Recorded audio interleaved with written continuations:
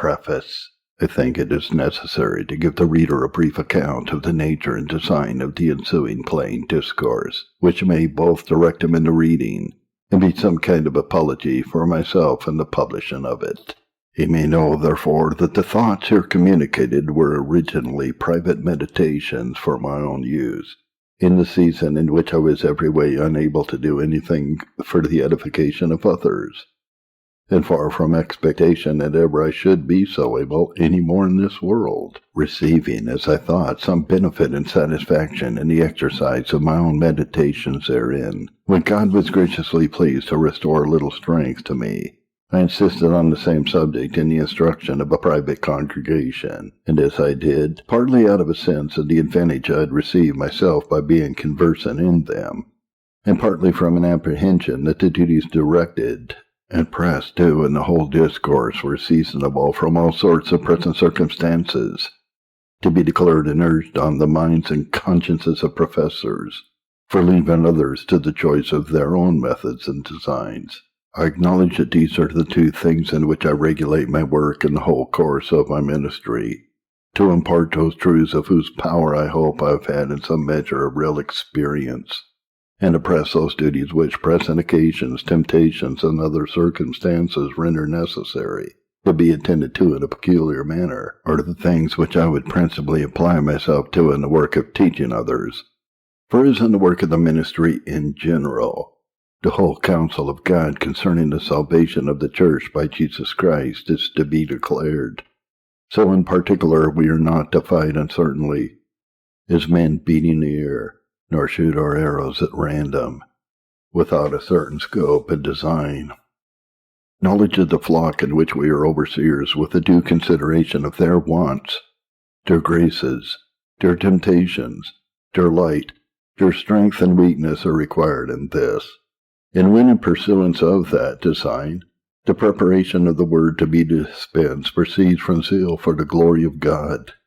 and compassion to the souls of men, when it is delivered with a demonstration of a due reverence to God, whose word it is, and of authority towards them to whom it is dispensed, with a deep sense of that great account which both they that preach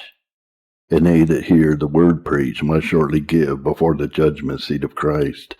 There may be a comfortable expectation of a blessed issue of the whole work, but my present design is only to declare in particular the reasons why I judge the preaching and publishing of this small and plain discourse concerning the grace and duty of being spiritually minded, not to be altogether unseasonable at this time in the present circumstances of most Christians. For the first thing which I would observe to this end is the present importunity of the world to impose itself on the minds of men, and the various ways of insinuation in which it possesses and fills them. If it attain this end, if it can fill the minds, the thoughts, and affections of men with itself, it will in some fortify the soul against faith and obedience, and in others weaken all grace and endanger eternal ruin. For, if we love the world, the love of the Father is not in us. When the world feels our thoughts, it will entangle our affections. And first, the present state of all public affairs in it, with an apprehended concern of private persons in it, continually exercises the thoughts of many, and is almost the only subject of their mutual converse. For the world is at present in a mighty hurry,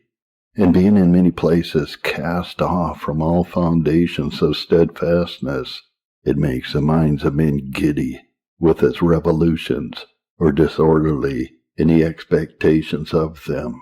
Thoughts about these things are both allowable and unavoidable if they do not take the mind out of its own power by their multiplicity, vehemency, and urgency, until it be unframed as to spiritual things, retaining neither room nor time for their entertainment. Hence, men walk and talk as if the world were all, when comparatively it is nothing. And when men come with their warmed affections reeking with thoughts of these things, to the performance of or attendance to any spiritual duty, it is very difficult for them, if not impossible, to stir up any grace to a due and vigorous exercise. unless this plausible advantage which the world has obtained of insinuating itself and its occasions into the minds of men, so as to fill them and possess them, be watched against and obviated, so far at least as that it may not transform the mind into its own image and likeness. This grace of being spiritually minded, which is life and peace, cannot be attained nor kept to its due exercise. Nor can we be, any of us, delivered from this snare at this season without a watchful endeavor to keep and preserve our minds in the constant contemplation of spiritual things and heavenly things, proceeding from the prevalent adherence of our affections to them, as will appear in the ensuing discourse. Again, there are so great and pregnant evidences of the prevalency of an earthly, worldly frame of spirit in many who make profession of religion, that it is high time they were called to a due consideration,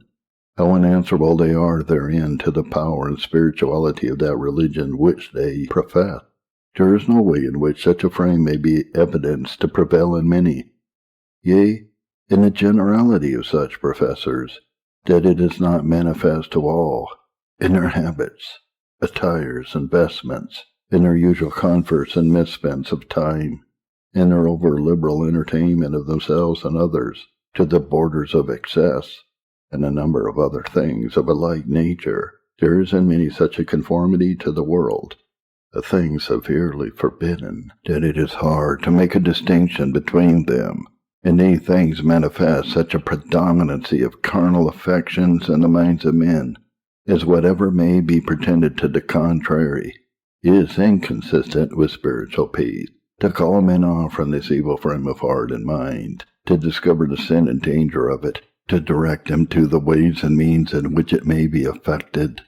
to supply their thoughts and affections with better objects, to discover and press that exercise of them which is indispensably required of all believers if their design is life and peace,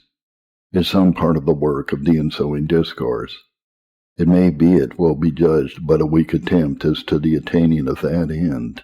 but it cannot be denied to have these two advantages: first, that it is seasonable, and secondly, that it is sincerely intended.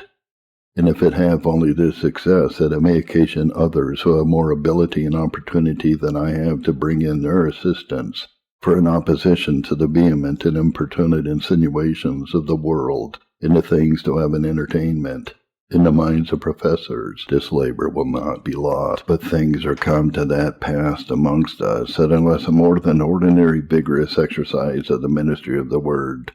with other means appointed to the same end, be engaged in to recall professors to that strict mortification, that sincerity of conversation, that separation from the ways of the world, that heavenly mindedness, that delight in the contemplation of spiritual things which the gospel and the whole nature of Christian religion require,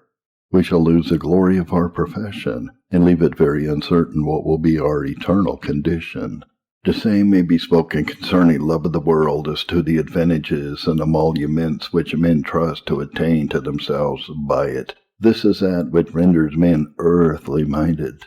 and most remote from having their conversation above. In the pursuit of this corrupt affection, too many professors of religion grow withering, useless, sapless, giving no evidence that the love of God abides in them. On these and many other accounts, too many Christians evidence themselves to be strangers from spiritual mindedness, from a life of meditation and holy contemplation on things above. Yet, unless we are found in these things, in some good measure, no grace will thrive or flourish in us, no duty will be rightly performed by us, no condition sanctified or improved, nor are we prepared in a due manner, or made fit for the inheritance of the saints in light. Therefore, as was said, to direct and provoke man to that which is the only remedy of all these evils,